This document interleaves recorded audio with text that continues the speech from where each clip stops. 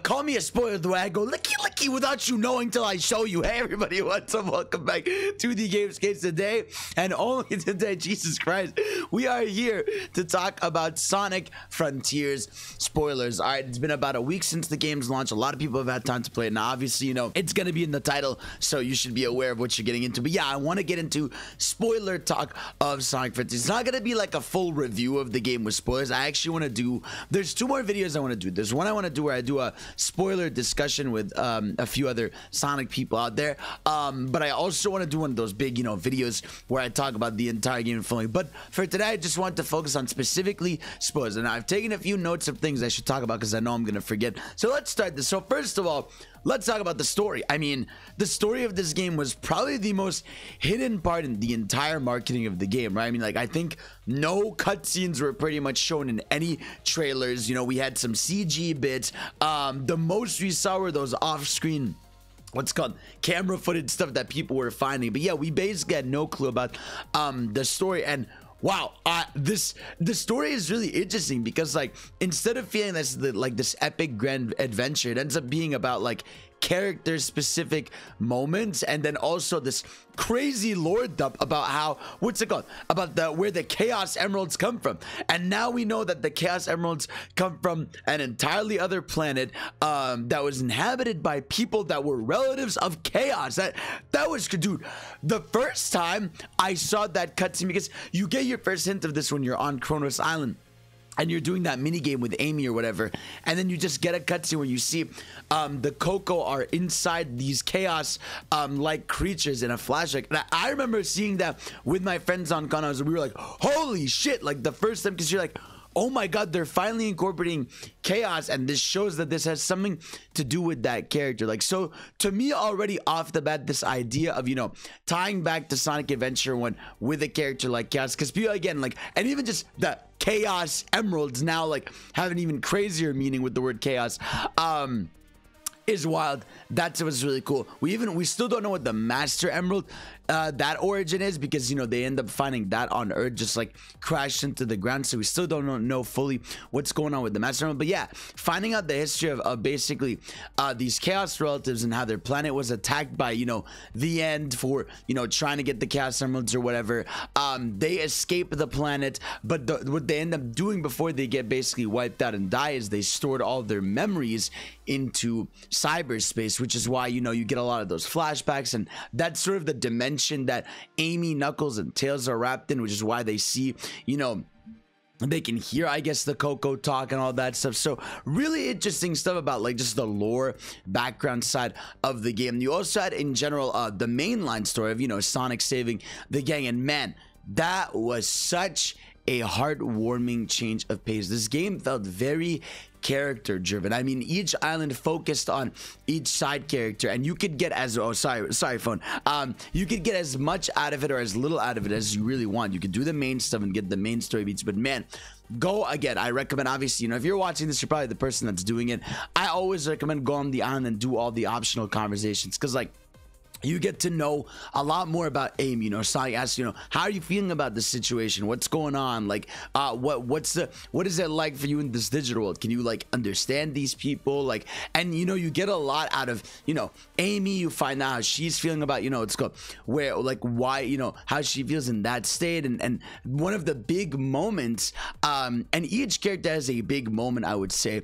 One of the biggest moments you find out with Amy is just that, like, she wants to basically go travel around the world, and spread her love all around, you know what I mean, make the world a better place, you know, which we have always known Amy's a good person, but we sort of get that. And then with Tails, right, his big moment, obviously, you know, the Tails redemption arc is one of my favorite parts of this game. You know, I loved every scene where it was Tails, you know, starting out, like, you know, it's right, Tails starts a little insecure, just being like, hey, sorry, like, yeah, let's go find this thing. But the more, you know, you guys are getting back to, you know, your flow together, the more Tails opens up and he's just like, hey, like, am I a burden to you? Like, am I doing things wrong? Well, how did I screw this up?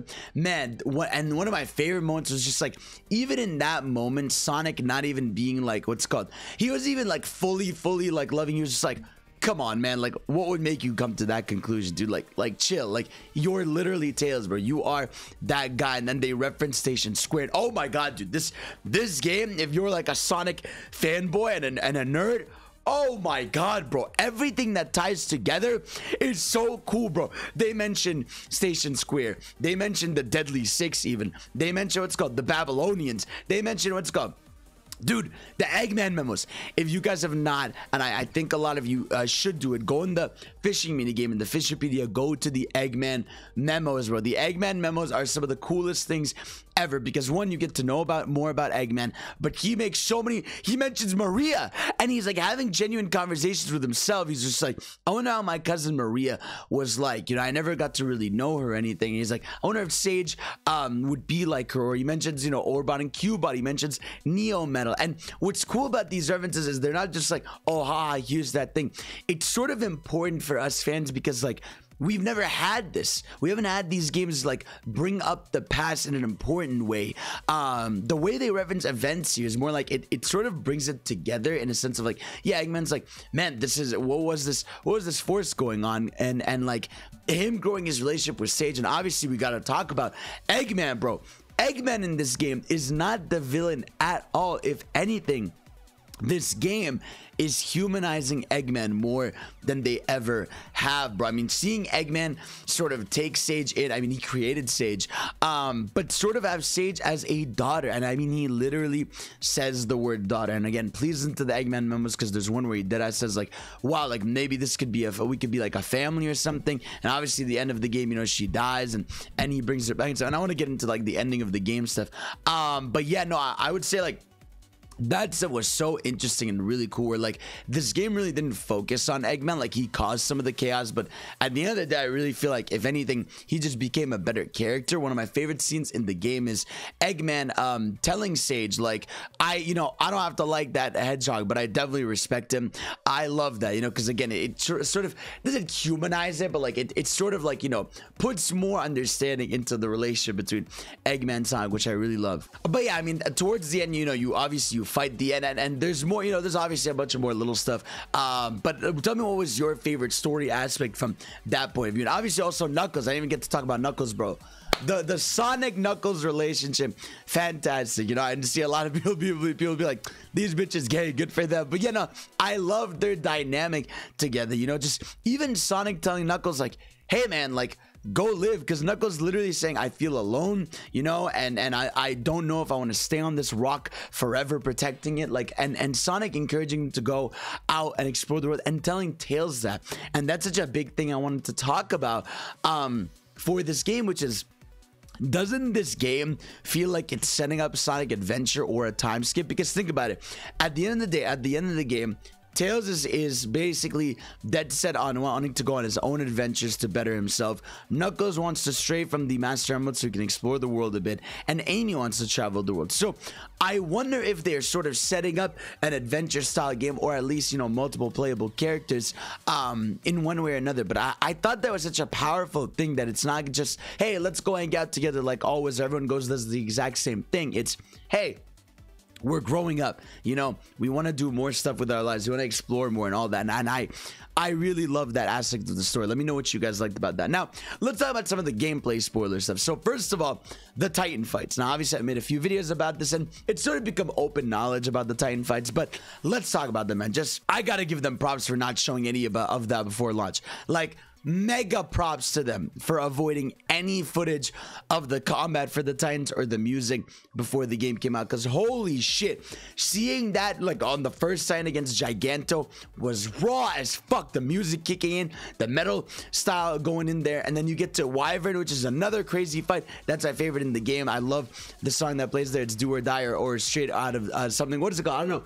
Either way, song for Wyvern is incredible. I adored that one, but it's so cinematic the way you're flying around the island.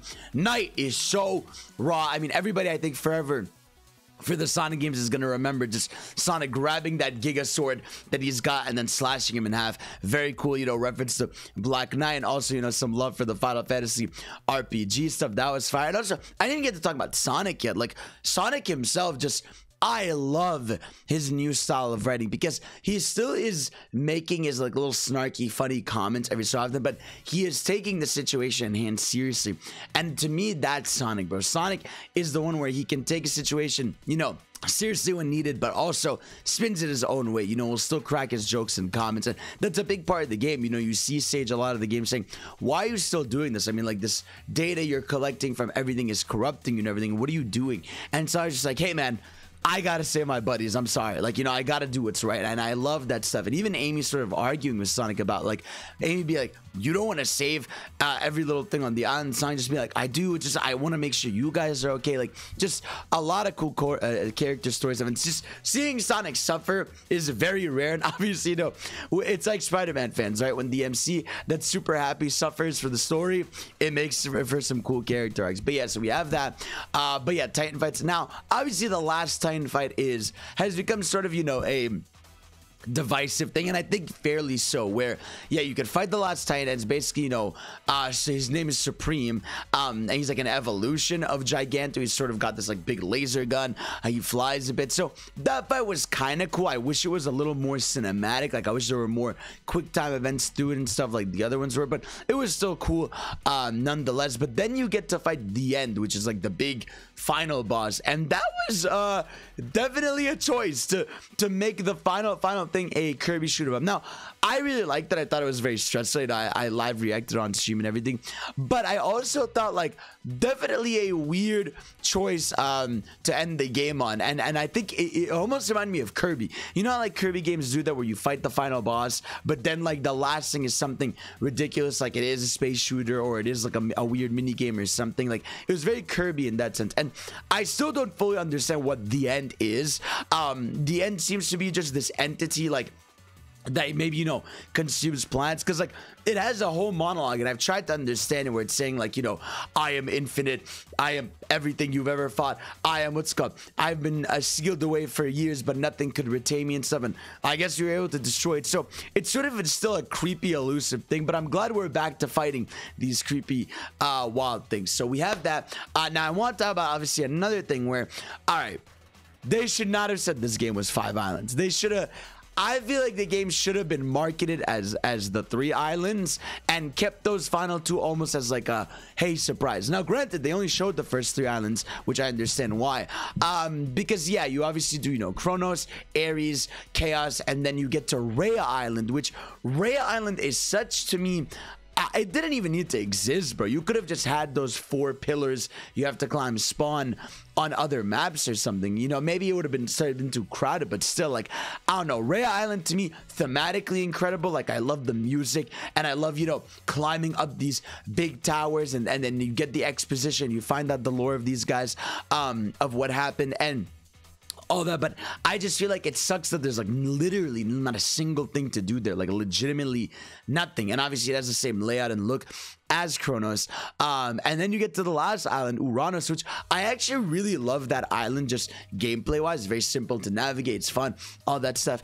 But what I didn't like was just that, you know, again, it was just, it felt like Kronos Part 3 almost, you know, and I would have just rather maybe it had a new look of some kind. Maybe, you know, I don't know what they could have done. Maybe they could have made an ice area or something. I understand, again, thematically, I get it. It was still a cool map. I actually like that it wasn't frustrating to navigate at all or anything. Everything sort of feels like, you know, it's just a big field and it sort of symbolizes the end of the game. But in general, it just felt like definitely the end of the game felt like it's like, we're running out of money, but we got to wrap this up. But it was still awesome, you know, just to play and go through. But it was definitely the 3 main islands that stand out the most. But yeah, I'm trying to think if there's any other spoilers. I mean, again, like I said, Eggman and Sage, this father-daughter relationship, even the, oh my god, the music, bro. The ending song, One Way Dream by Nate Wants to Battle, man. Re-listen to that, because apparently that is basically Sonic Team's theme song along with Sonic himself. And when you know that context, it's such a, it hits way harder for the fans. I feel like this game in general, you know, for all the story stuff, like Ian Flynn incredible idea to bring him on the board, man. I'm so happy, especially now that we've seen that lately. Sega is hiring for like a lore master, you know, someone to know their shit for all this. Like, it just shows that they really care about this universe and they're gonna wrap it all together so nicely. Tangle is canon in the universe now. Sonic literally says like, oh, I bet Tangle would have loved climbing, you know, these vines or whatever. And I was like, what the hell? Like, and all of that stuff, just bringing this world together, giving it a bit of cohesion. Because for the longest time now, we haven't known what games are sort of canon, not canon, happened, didn't happen. But like, to have a world now where, like, you know, Ian Flynn and the team at Sonic are sitting there being like, okay, what can we take the best of, you know, from a lot of these past games. And I could not believe it how Amy right at the end mentioned Styx. Amy's like, I can't wait to go home and see Styx from. I was like, what? So Sonic Boom is canon. Now I wonder how canon is Sonic Boom. I'm guessing what they ended up doing was just picking elements from it that matter most. So it's like probably just like, hey, let's just make Styx canon rather than the events of Boom happening. Again, not fully sure on stuff. They basically sort of contextualize that there's a lot from the world, but not everything is explicit in terms of what happened in the past. But yeah, so I can't believe it. So guys, let me know what you all thought, right? Out of all the story stuff, what was your favorite thing? Out of all your character reveals or stuff, what was your favorite moment? Like, what really stood out for you, you know, spoiler-wise in the game? So guys, let me know what you all think. Thank you all for watching. You're the best. I'll see you all next time. Peace out.